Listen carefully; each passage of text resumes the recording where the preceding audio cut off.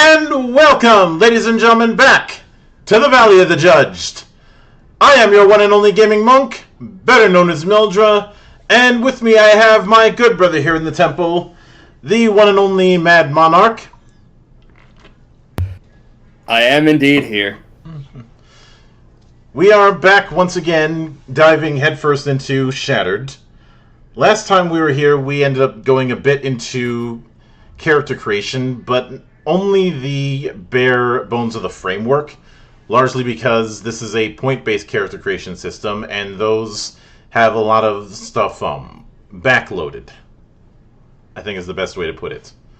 So we know the process, and we now know the races, and we saw that the races that are in this world are varying degrees of interesting. Yes, it's been a while since I've seen an RPG system where the races kind of hang like, ooh, what's this? And by and large, it doesn't disappoint. It's very interesting. Mm-hmm. That said, this game, as we've talked about briefly, it has some kind of scaling dice system, or a multi-dice system, I believe they called it.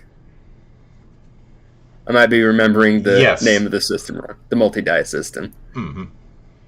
So now we're going to get into what that actually means, because I am not familiar with this idea at all. I made a joke the other night on Twitter where I compared this approach to Earth Dawn with a tweet showing the covers of Shattered and the player's guide for Earth Dawn 4th edition, saying same energy. That's not 100% the case, but it is in a similar direction, in the sense that it is a roll high, but the dice that you're going to be rolling are determined by your stats. And we will be getting into that, because for this episode we're going to be going into the majority of Chapter 3, entitled Dice, Conflict, and Conditions. Obviously, some parts of it we're going to skip, because going over all of the status effects would be kind of redundant for us. It's not something we tend to focus on unless it's a system that is significantly built around its status effect systems. A good example of this would be Heavens and Heresies. You know, a lot of the design was built around those positive and negative conditions.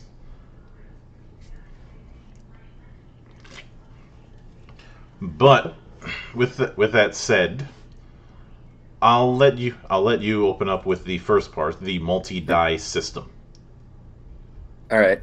So, in Shattered, you will use a combination of dice to represent your character's actions and to measure successes and failures. This system is called MDS, or the multi-dice system. Like the D20 system, it uses the sum of the dice and any modifications to determine the outcome. The MDS utilizes the D4, D6, 8, and D10. Mm-hmm. The sum of a stat and skill determines a character's ratings and the dice rolled. For example, a character with a strength 2, melee 2, they would have a melee rating of 4, and would roll a d10 for any melee check. Note that any time a die roll would be modified by an action, ability, talent, etc., it must be declared prior to any rolls taking place. Well, there is a rating there. Yeah. Yeah, a rating of 1 provides d4 for a player to roll. Each time this rating increases by 1, increase the die by 1. So a rating 2 for d6, 3 d8, and a rating 4 d10. A rating of 5 causes what is referred to as a die warp. Instead of changing the die you roll, the die warp adds d4. I think it's die warp, not warp. That is correct. It is indeed die wrap. That makes much more sense than what I was saying. But a die wrap adds a d4. Die wrap occurs again at ratings 9, 13, 14, 21, etc. See the MDS table below, which establishes the die pattern, or the code for die code progression. Although it is not listed here, should a rating exceed 20 for some reason, it is recommended to maintain the pattern. Then we got a good number of charts on this page showing the ratings and all that. Like 20 gets you inevitably up to 5d10. Mm-hmm. Well, let's say you're at 9, you're going to be doing 2d, or let's say 10. If your rating is 10, 2d10 plus d6. Mm-hmm. It's got the whole chart too, so we won't go over each individual number. Yeah. If the pattern is d4, d6, d8, d10, then it stays at d10 and just adds another path Up d4 to d6 to d10, up to 2d10, etc. Mm-hmm. And once it goes over d10 on that path, once it goes to d10 on that path, you add a d10. As if you keep going, then you keep going on the same pattern, which is why I'd imagine it is going to be very, very, very rare to get over 20, but in the off chance it does, just keep following the pattern. I am going to make a suggestion here, and that is the developers of this game didn't really intend for it to go past 20. They just kind of probably said that in case people wanted to get crazy with it. But I'm presuming you're not intended to go beyond 20. I am presuming that it's going to be very hard to do so, because remember, this is still point-based, and those points add up quick. Yeah. Because in order to get to 20, you need to either have a bunch of bonuses or spend a lot of XP. But next we have checks, opposed and unopposed. A check is any time you are required to roll your dice to determine the outcome of an action your character has made, or to respond to the action of another. The majority of checks in Shattered are opposed checks, which means one party is performing an action that directly affects another party, i.e. one character attacking another. Success goes to the highest roller, and tie always goes to the player. If two players are involved in an opposed check against one another, ties go to the defender. If a character or NPC chooses not to, or is unable to make an opposing check, the die roll is treated as a 0, which means the opponent automatically critically succeeds. Not every check in Shattered is against active opposition. These unopposed checks, or UC, are static difficulties. They are determined by the situation or device at hand. For example, if a character is attempting to pick a lock with the security skill, their check must meet or exceed the UC of the lock, which is determined at its creation. When attempting to climb a rock wall, the UC is determined by the terrain. And then they have a chart to determine UC difficulties on the fly, for what is considered easy, average, and difficult for each possible skill rating. Once again, from 1 to 20.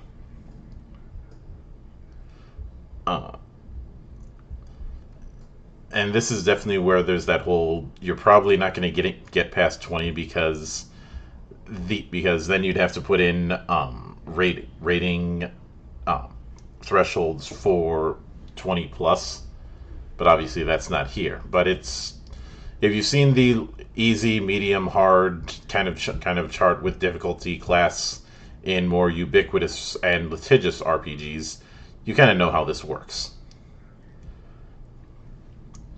Then we have checks against multiple targets. In the case of a skill check that will potentially affect multiple targets, you only make one roll. Each target will roll their own defense. So, simple. I honestly prefer that to the whole roll individually for each target, which was always dumb. Come on, who doesn't like wasting a bunch of time calculating several different rolls? Says the guy trying to fix Pathfinder. Going fairly well so far, I think.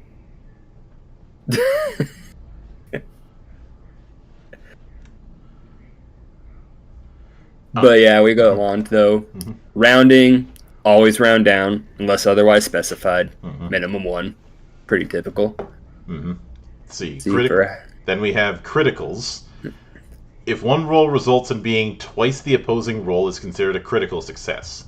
When this happens, the character that critically succeeded gains a temporary effect, which are explained as fear check. When inflicting fear, increases step by 1. When resisting, the character reduces their current fear step by 1. Grapple, move yourself and your opponent 1 yard or disengage for free. Initial Arcana check, gain 2 free SP to the current spell being cast. Non-combat skill, gain an advantage to the task at hand determined by the GM. Physical attacks, the attack ignores DR. Psi, gain an effect up to 5 strain on the ability being used. And reactions, the character gains twice their DR for the remainder of the round. I will say off the top, this initially feels like maybe not all critical checks are created equally here. Now, we don't know much about how, say, the Arcana works yet. We won't until we get to that. But 2 free SP to the spell seems just slightly more useful than move yourself and your opponent 1 yard. Or there's also the whole disengage for free, which I'm going to assume grappling is, and it's been a while, but grappling is going to be contested. So if you crit on that and you're the defender, then you're out of the grapple. Meaning they've got to try again with the whole process. Yeah. That said, we'll see when we inevitably get to how Arcana works. I'm not even necessarily saying that's a bad thing, but that's just the initial impression here. But then we get to combat. I like that the core mechanic is 1 page long, by the way. So combat order is a 4-stage process. First off, any surprise attacks are resolved. Then initiative is rolled, and combat lasts for as many turns as necessary, and usually ends with one side victorious. So the 4-step process is surprise attacks. If anyone's got the option to do surprise attacks, this is where you do them. Roll initiative, which is your perception rating plus any bonuses that are relevant. And the rolls for each player are added together to give the group's total initiative. This is done with the opponent's rolls. The group with the highest total initiative earns the chance to strike first in the initiative order. So if you roll like shit in initiative, you're not completely screwed over. I do like that I'm seeing this more often of collective initiative as opposed to individualistic. I'm fine either way. Mm-hmm. But having the various options is nice.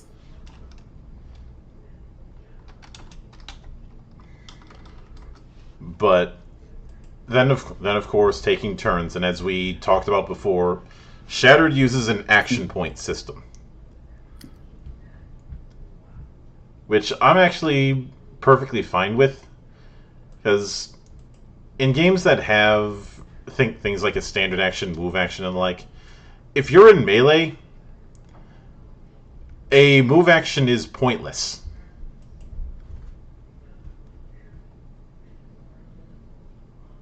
To be fair, you can eschew that for the full round action, taking both standard and move.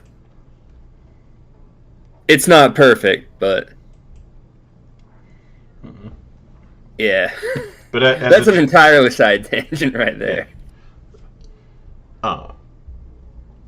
And plus there's the fact that an AP system, I'd say, allows for a degree of flexibility in terms of how you approach things. And more relevant for me, gives a risk-reward system. And obviously, step 4 is the end of combat. Interestingly, at the end of combat, players can pool their ranks in the medicine skill to collectively restore health. The total of all players' ranks in medicine is distributed among the party as they see fit. The craft mechanic skill creates a similar pool, which is split among the drone players. This can be done only once. Now, I will briefly go over effect for anyone who's unaware. An action point system basically says you have this many points, spend them on your actions for that turn. Mm-hmm. So examples, 2 points in this system does a basic attack, 4 an all-out attack. There's a variable next to channel sign, invoke miracles, so I imagine that's going to have something to do with what spells you're casting, but You gonna We pick that will up? get to that. Oh, and of course, it is worth noting that characters all start with 5 action points. Yes. But there's the whole list of various actions here. We won't get into all of them, but Yeah. just to explain what the system is Yeah. to anyone who's unaware. Basic attack is exactly what you think it is. All-out attack is doing basic attack with a +4 bonus, though you can't do it with ballistic, which makes sense. It'd be hard to figure out how to go how to do. I'm putting more strength into firing my gun. You have Bull Rush, which is more or less what you think it is. It's an attack that's doing no damage, but is meant to literally push people around. Cast Arcana is 2. Channel Psi / Invoke Miracle is something we won't be able to go into in detail until we cover the Psi and Conviction rules, which we will get to later on in this series. Charge is 3 points, which certainly lets you move an attack either in melee or hand to hand, but all your reactions suffer a -1 penalty until your next turn. So risk reward. Obviously, disarm is 2 points. Full auto attack is going Daka, or rather, but you can also use it as a spray and pray mode, and attack creatures in a 3x3 yard area without gaining the triple damage. On the downside, you're using 10 rounds of ammunition. Let's see, grapple is an opposed hand to hand. Yep. Multi attack is just 3 points, but the second attack suffers a -4 penalty. Power attack. I find it interesting that power attack is a default.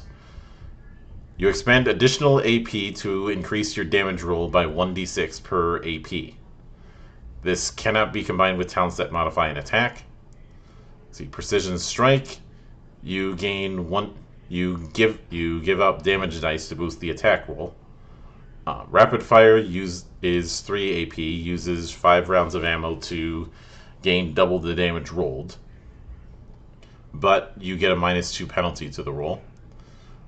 Shield bash lets you do exactly what you think it does,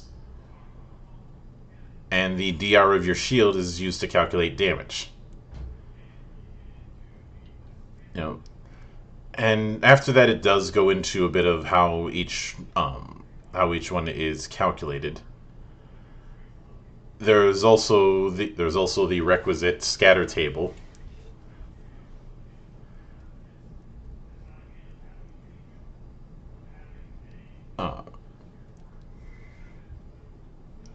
Let's see, and then we have reactions. The main one is block, dodge, and resist. Block is determined by toughness plus block. And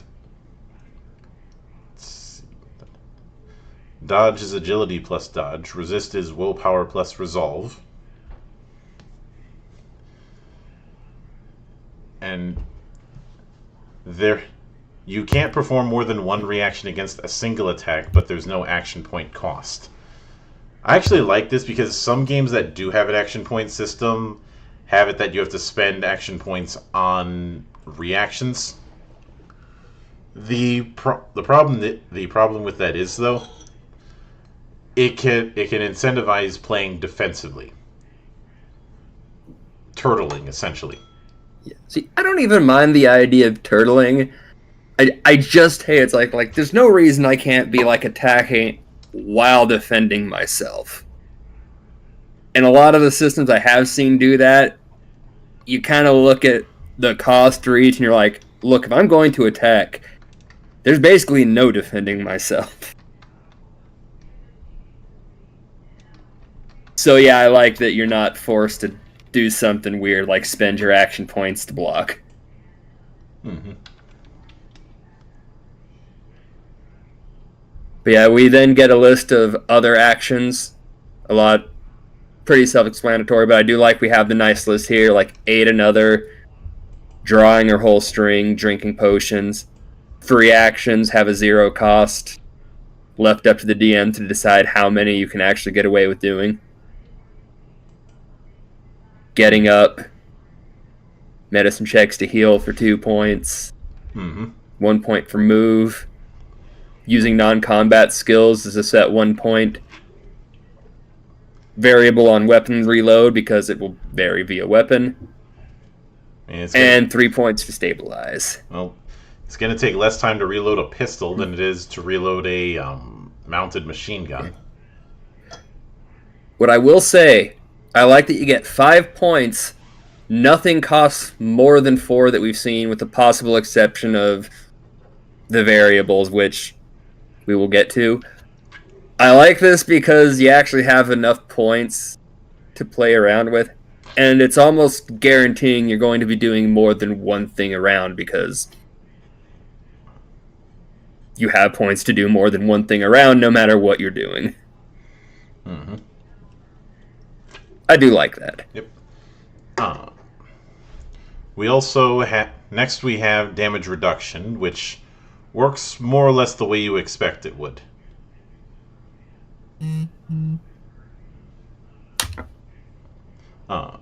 See, then we have combat conditions, which range from broken equipment to grappling to overwhelmed, which is what happens when you're attacked by multiple opponents. Prone, shooting into close combat, which is just a -4 penalty. There's no AOO bullshit about firing in melee. I don't hate attack of opportunity, but that part always bugged me.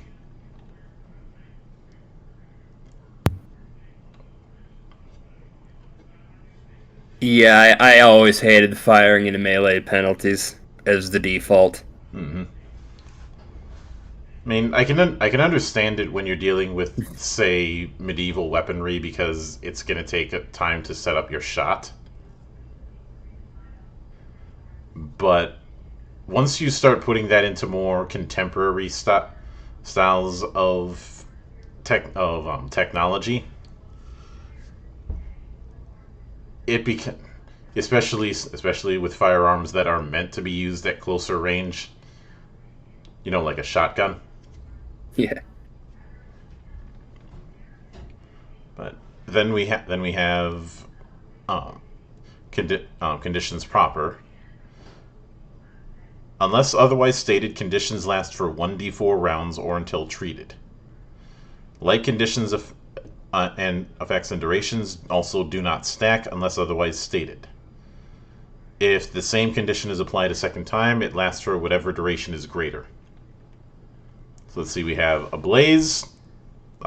Pretty obvious. I'm going to say, I actually really like they call it Ablaze rather than like burning or on fire, just because it has a better ring to it, I think. I might go with On Fire for a future project, just so I can make an NBA Jam reference. Let's see. We have Acid Burn, which affects DR. Bleed, Blinded, Comatose, Confused. Where once again we have a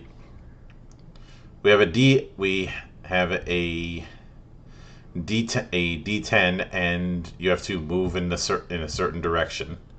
Let's see: deafened, dehydrated, distracted, fatigued, helpless, inebriated, nauseated, overburdened, paralyzed, stunned, starved, stuck, suffocating, and unconscious.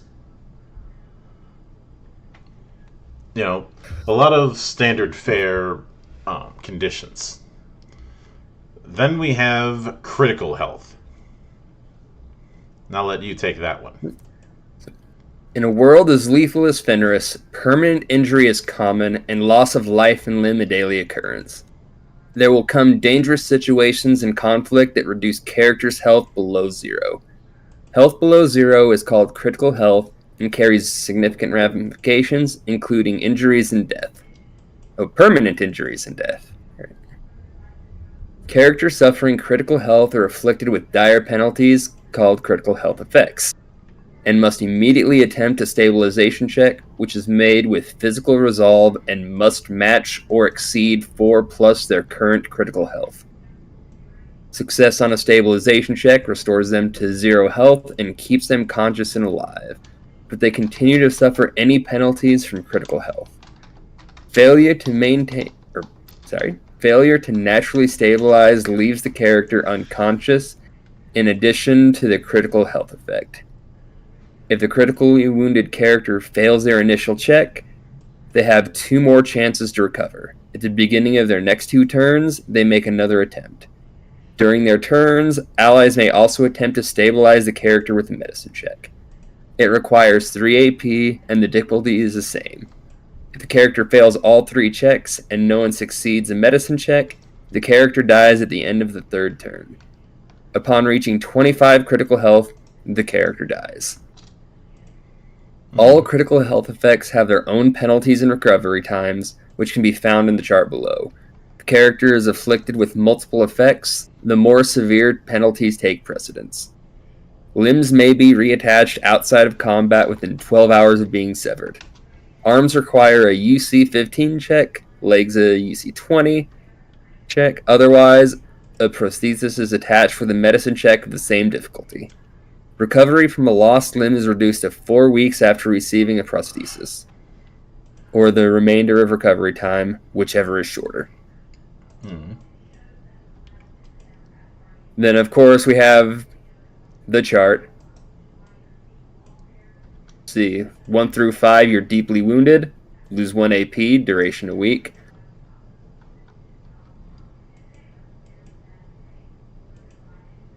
Hold on. Did it say reaching 25 the character dies?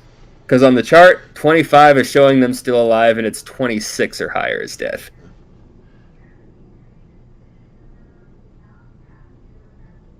So yeah, I'm gonna go with the chart on this one, just because it's kind of the pattern of 1 to 5, 6 to 10, then down to 21 to 25 for losing a leg, 26 and up. So I think they meant to say over 25, not at 25.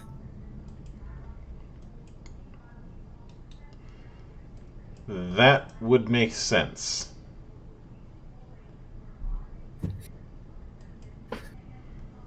But next we got the diseases, which again, we have a nice little chart here and a description of what each disease does. See, as if contending with ravenous beasts and eldritch demons wasn't enough or difficult enough for Phanarians, they must also endure the plague of extremophiles and contagions that survived, or were born from the reckoning. They can be found in spoiled foods, dirty water, and the fangs of wild beasts. When a character comes into contact with the disease, they must make a physical resolve, toughness and resolve, against the diseases you see. If successful, the character's body naturally resists and subdues the infection. If the check fails, the effect of the disease set in immediately. Unless otherwise stated, the disease may also be treated with a medicine check made against the current UC. All diseases are progressive, meaning that they become more difficult to treat and more detrimental to the victim as time passes. This time frame is called the disease's progression rate, which is measured in either hours or days. The disease's progression rate increases its UC by one for each hour or day that passes without treatment after symptoms first present. The progression rate also worsens the disease's symptoms, which is specified in the description. A physical resolve or medicine check may be made once per day or hour, depending on the disease, to treat the illness and remove any existing symptoms. Take note that vampires are immune to all diseases due to their blood-burn racial trait, except for Hellretch, glass fever, grey lung, gritlock, and gut rot. Drones are immune to all diseases unless they have the flesh-made whole racial trait.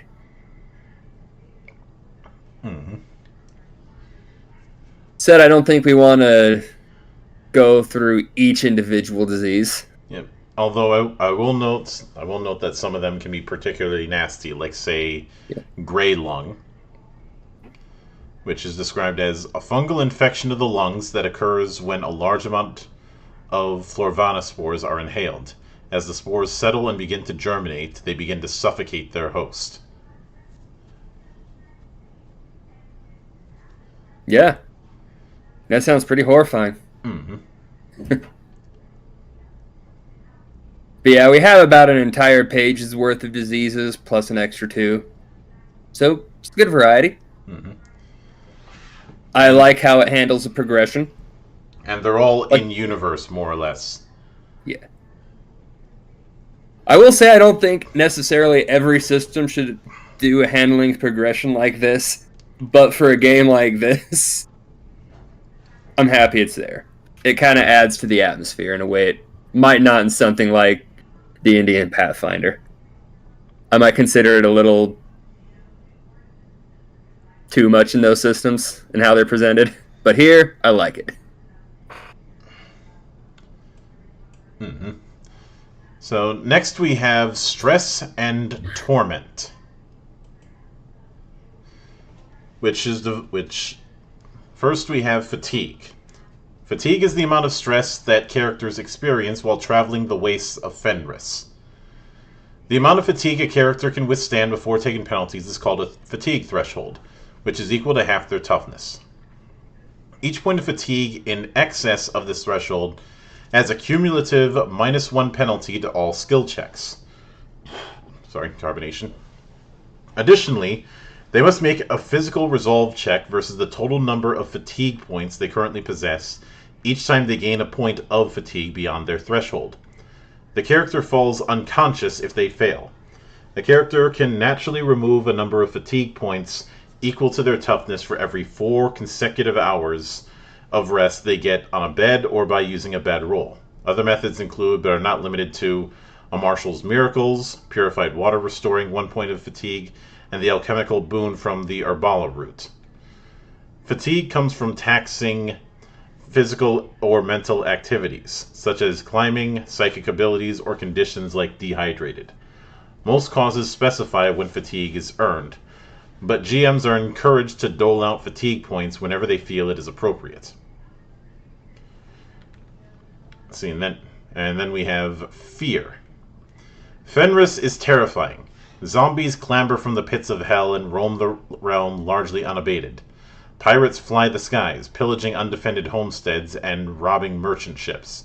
There are creatures that, given a chance, will devour people whole or use broken corpses as bait for future prey.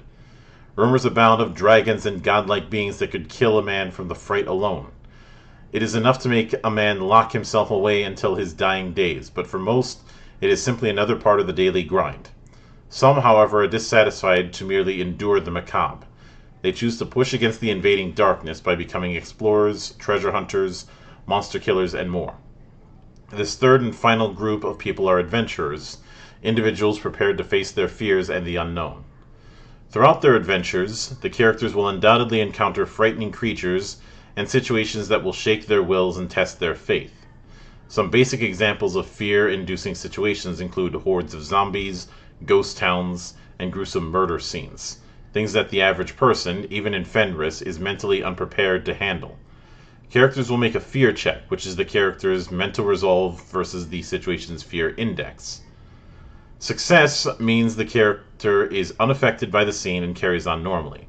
Failure leads to fear reductions, which are determined by subtracting the mental resolve roll from the fear index. The greater the difference, the more powerful the fear reduction. It is possible to end a fear reduction through certain means, such as a Marshal's Miracles. And the fear reactions, the difference ranges from is once again on that rule of 5, but it goes from 1 to 5 gasp to 6 to hyperventilating to terrified to flee to hysteria to shock to catatonic to no force in sin or sand.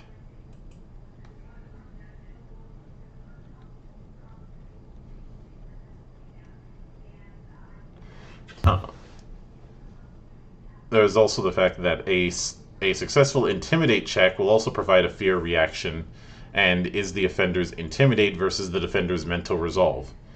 Does that mean that a powerful enough player character could intimidate someone into a coma? Yep. There's a thought. And then we have the situational fear index, where it goes when it comes to the different ranges.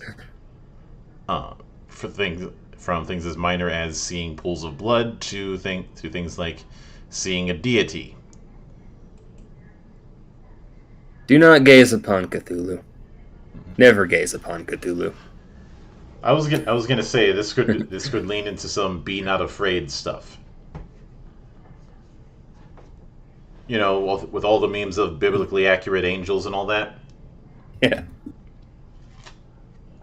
But I do like how many good examples you're giving here, because it goes all the way from 1 to 51.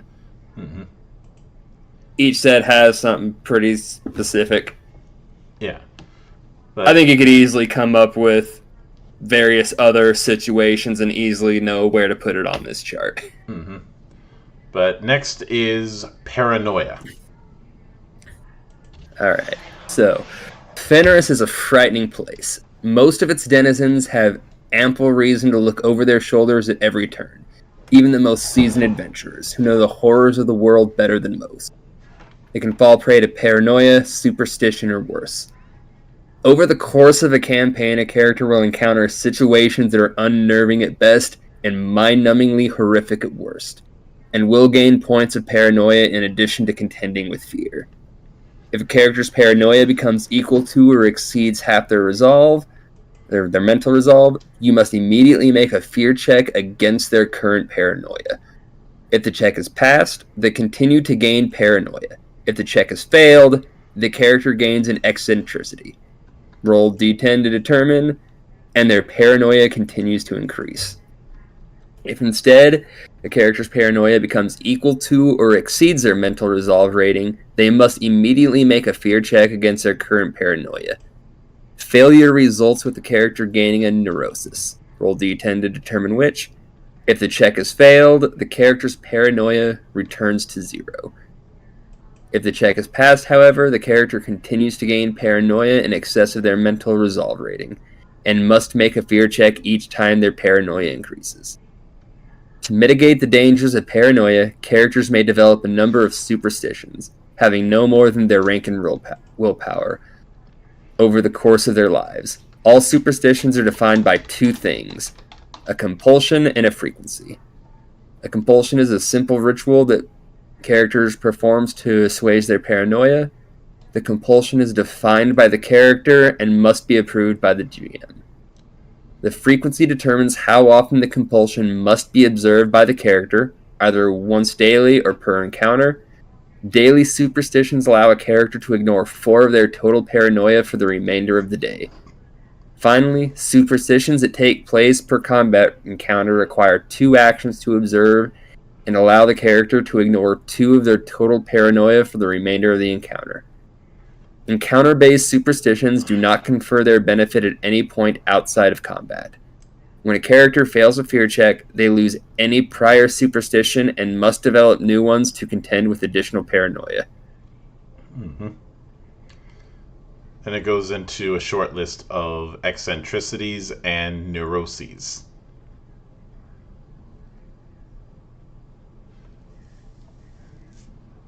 None of these look like all that out of what you might expect. Mm-hmm. There are a few like plans. Visions of the Reckoning, which are more setting specific. Yeah. But then we have environmental factors. And a lot of these are the little things that are very situational in role playing. Things like alertness, breaking objects. Although, truth be told, as a general rule, I rarely use the whole inanimate object HP kind of thing that some games do, because there have been plenty of cases where somebody tries to break down a door and fails. Even if it's a wooden fucking door and they're a barbarian with strength 20 while having a belt of giant strength on. Okay, so I wasn't there for this, but both people involved in the story confirmed this indeed happened. They were arguing over setting up, like, one guy wanted to set, like, kind of a makeshift alarm next to a door. Just stack some rocks. If the door opens, it's going to fall, hopefully wake everybody up. The DM insisted, no, you can't do that, that wouldn't work, until the DM went to the bathroom. The player set up a bunch of rocks in front of the door. He opens the door. Just, sounds like it works. I don't know why that's where my mind went to with that story, but yes. Sometimes you should just be able to do certain things. Like, I will ignore the health of objects for a good chunk of stuff until, it's something durable enough that you're like, okay, maybe there's a good chance my hulking barbarian can't just plow through it with ease. Yeah, but if they're having to plow through like a metal door, okay, fine. Yeah, that's going to require the whole health thing, to recreate the whole banging on the door before you open it. Yeah. But if it's a wooden door and you want to kick the thing down, and hopefully kick the thing hard enough that it becomes an improvised ranged attack. I say let them do it. Because in a feng shui campaign I was in, one gag that I wanted to do, and I will freely admit I stole this from the transporter, is they're approaching the door of the place they're going to raid. So he rings the doorbell, waits for somebody to approach the door. Wait for them to go hello, and then do a running drop kick on the door.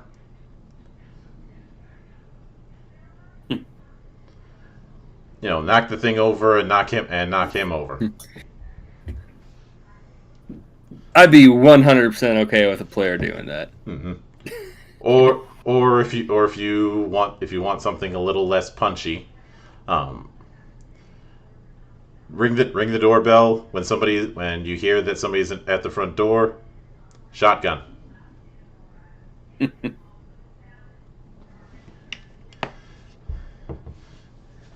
But let's see, then collision and fall damage. Remember, folks, superhero landing is murder on your knees.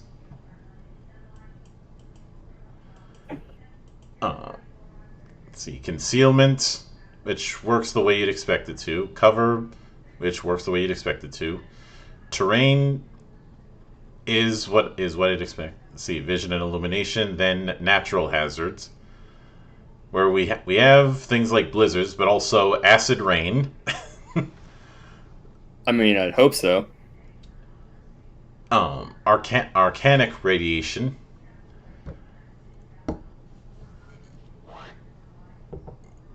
An ash storm, which makes sense. An earthquake. A firestorm. A gale. Don't stand in a firestorm. Lava. A reality tear. And an ultraviolet English lightning storm. And each of them kind of has a tier system for their UCs. And I do like that for the most part they operate on a rule of 5. I like how everything's kind of operating within this tier system for these checks. Mm-hmm. Tier 1 is 1 to 5, Tier 2 is 6 to 15, yeah. Tier 3 is 16 to 25, and Tier 4 is 26 and over. Keeps everything in this system very uniform, you know how it's working. Mm-hmm. Jumping between systems, like even from status effects to these storms, you're following the same thought process. It's almost like they had an idea in mind when they made this system and how they wanted it to function. Mm-hmm. And if the, I'd say one of the one of the big takeaways with this particular setup is the I'd say is the fact that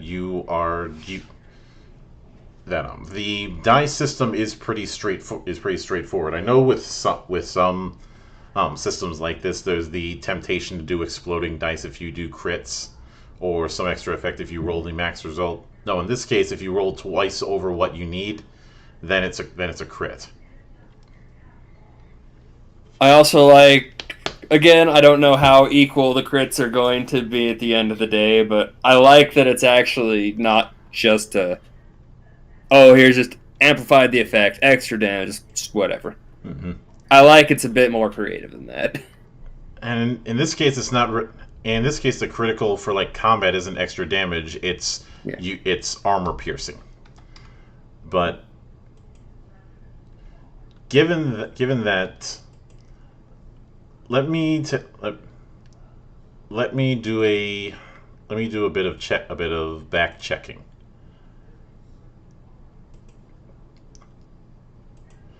So when we were doing that, I'll say overall, this continues to be just like presentation wise the most well put together thing I think we've covered so far together. Mm-hmm.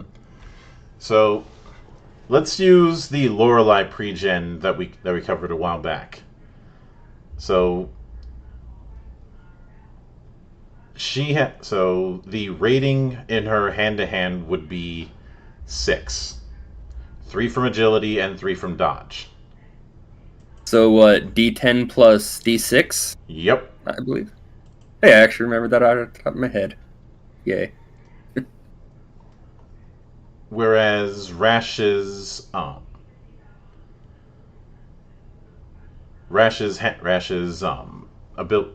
dodge ability has a rating of 5, so that'd be D10 plus D4. And there is the unfortunate issue of getting new skills requires a bit of catch up. But that's something we already tackled. And when it comes to DR, you're not getting a whole lot of it. Like I'd say, the highest that we saw with the pre-gens was 3.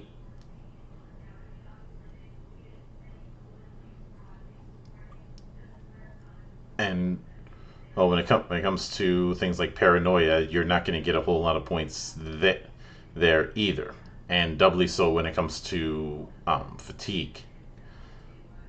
So don't screw around with that. Yeah. I like a system that can be a little terrifying, like this. Yeah, but with that said, this was definitely a shorter one, minus a bit of padding. Some of that is going to be due to the fact that this is covering just the core way that the dice work. So what you're going to be able to get out of it is limited. When we come back to Shattered in about 2 weeks, that will not be the case. We actually get to start talking about talents and archetypes. I believe that was next. Yeah. And I will note that there's a nice little mini table of contents when it comes to the talents when we cover that in a couple weeks, as well as a very nice diagram of how to read a damn talent.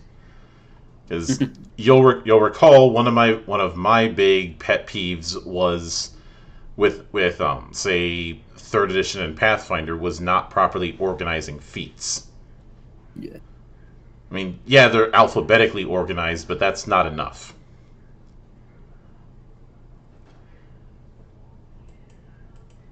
And Yeah, this is definitely way better set up and explained. Just the formatting of the book and all that. It's so nice. mm-hmm.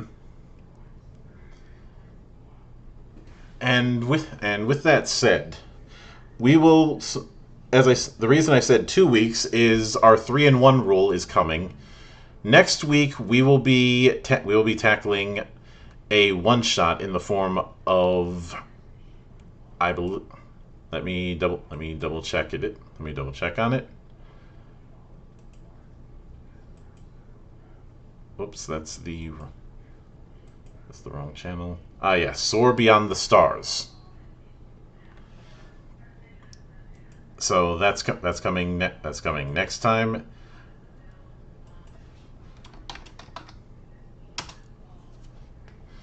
And I hope you all look forward to it. But until then, on behalf of the good brothers present and not present, my name is Mildra. I am your gaming monk.